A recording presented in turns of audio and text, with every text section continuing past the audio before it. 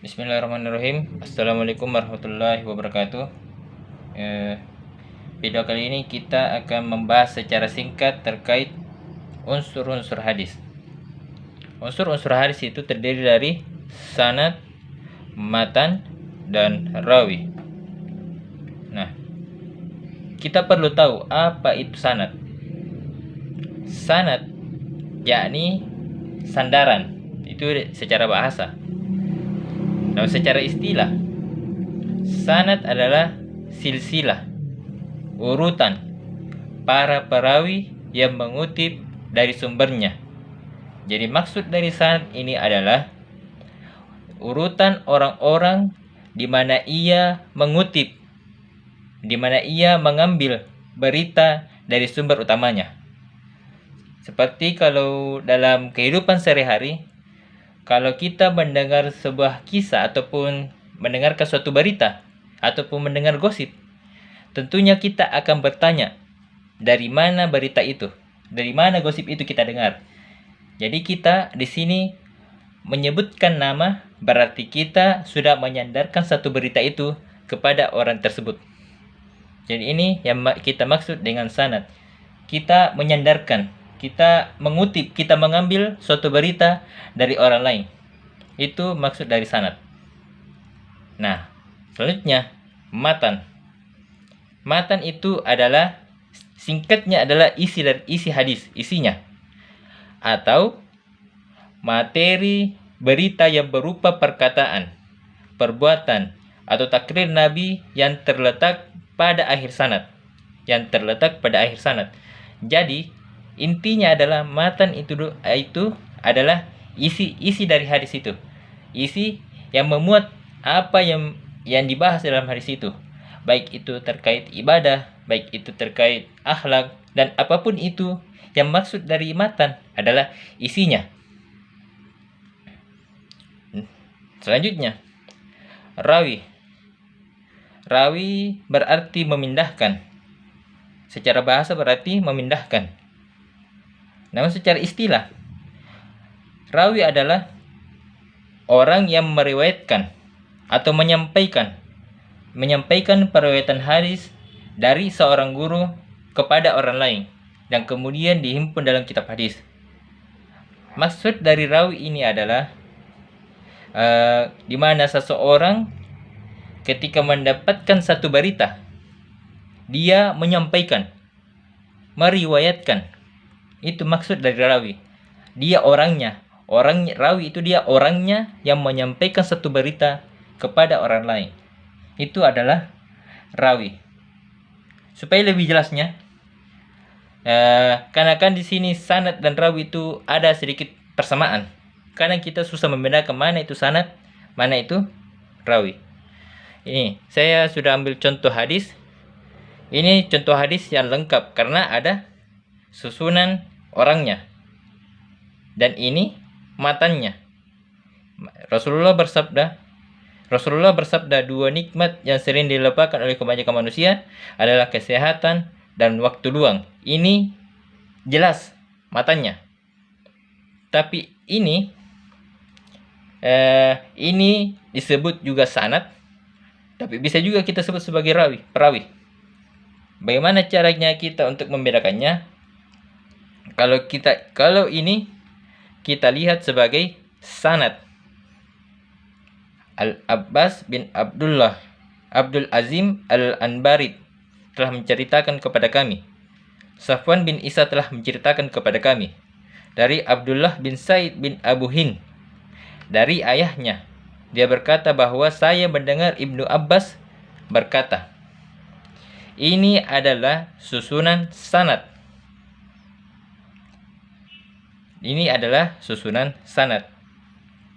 Nah, supaya untuk kita bisa mengetahui bagaimana kita bisa membedakan mana itu sanadnya, mana itu perawi. Sanad dan rawi itu sama saja, cuman yang perlu kita garis bawahi, bagaimana bisa kita membedakan mana sanad yang pertama, mana perawi yang pertama. Nah, di sini saya sudah susun nama-namanya. saya ikuti susunannya seperti yang ada pada hadis pada umumnya. Saya sudah susun dimulai dari Al-Abbas sampai ke Ibnu Abbas. Saya susun seperti ini supaya teman-teman lebih cepat paham, karena pada umumnya sanad hadis itu disusunannya seperti ini. Nah, jadi perlu kita ketahui bahwa setiap kita mengutip satu hadis, perlu kita tulis siapa yang membukukan hadis itu, siapa yang meriwayatkan. Yang meriwayatkan di situ adalah Ibnu Majah. Jadi harus kita sebut bahwa hadis ini diriwayatkan oleh Ibnu Majah. Ini seperti kita mengutip bahwa hadis ini disampaikan oleh Ibnu Majah. Oke. Ya, jadi kita mulai dari susunan sanadnya.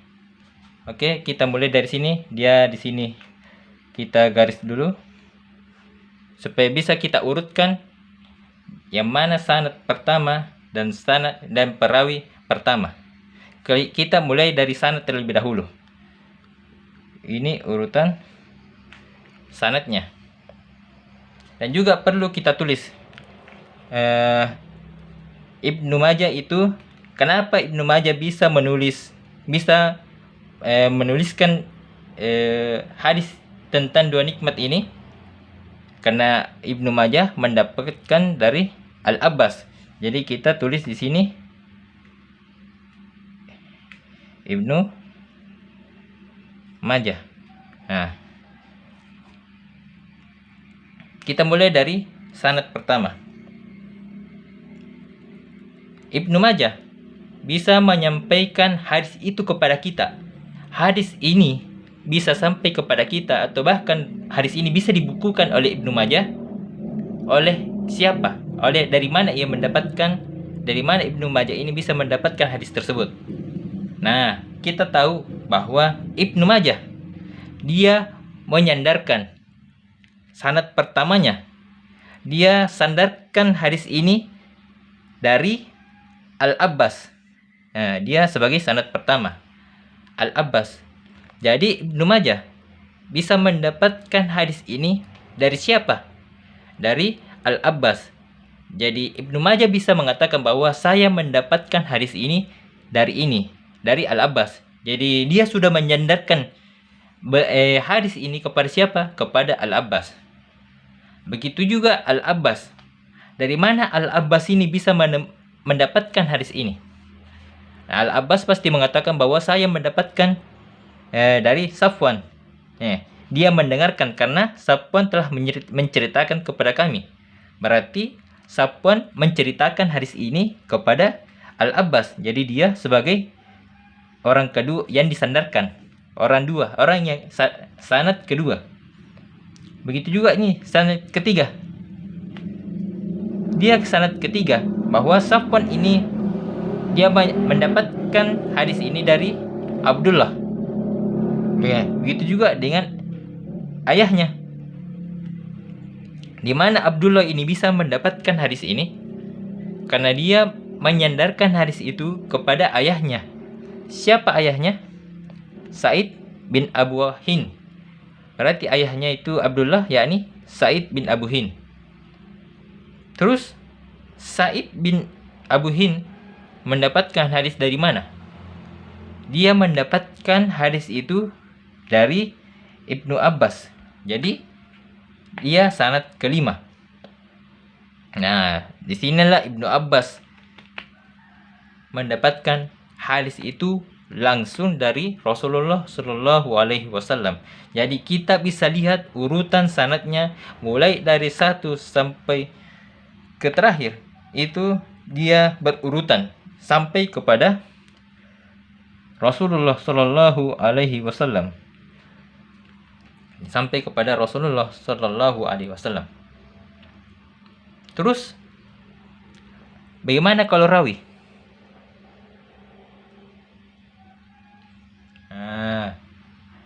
Rawi itu kan dari penjelasannya yakni meriwayatkan atau menyampaikan. Berarti kalau menyampaikan itu kita mulai dari Rasulullah.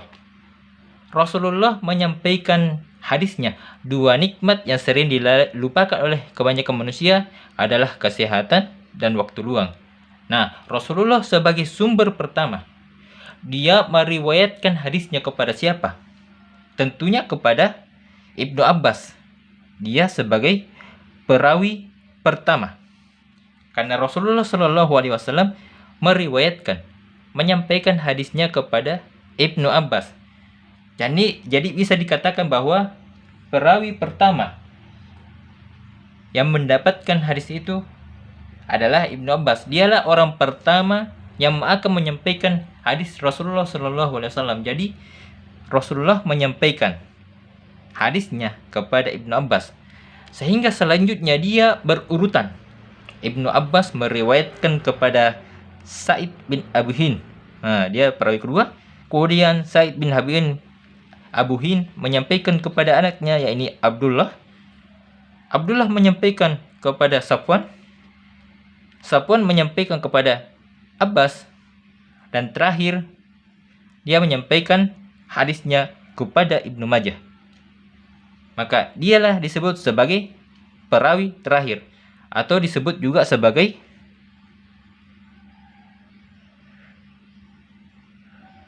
mukharrij, atau yang mengeluarkan, atau mudawwin, yang mendewankan atau membukukan.